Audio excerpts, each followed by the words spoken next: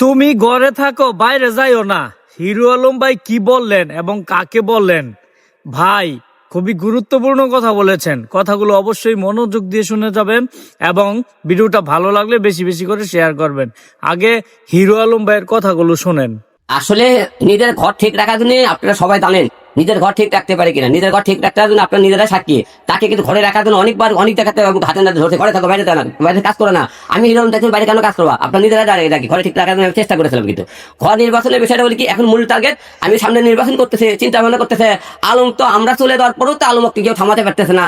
আলমক তো মাঠে থেকে কেউ ছড়াতে পারতেছে না। আলম তো দিন দিন উঠতেছে। এখন নির্বাচনের মধ্যে এখন আমার চরিত্রটা কালি দেওয়ার কারণে তারপরে আমাকে মামলা দিয়ে হামলা দিয়ে নির্বাচনে যাতে আমি না দাঁড়াতে পারি, এরা এটার কৌশল অবলম্বন করছে। আলমক যাতে উপর উঠতে না দেওয়া হবে, আলম যারা আমাদের সাথে আবারও ফিরে আসে, ওরা আমার পিছনে আমার ঘুরঘুর করতেছে, আলম যাতে আমাকে তো আবার নেয়। এই কারণে ওরা আলমের নির্বাচনটা পাঞ্চার করার জন্য, আমার নির্বাচনের প্রার্থীটা বাতিল করার জন্য যাতে না দাঁড়াতে পারে, এরা এক ধরনের একটা কৌশল অবলম্বন করতেছে। আলমক যেভাবে ধ্বংস করা হোক।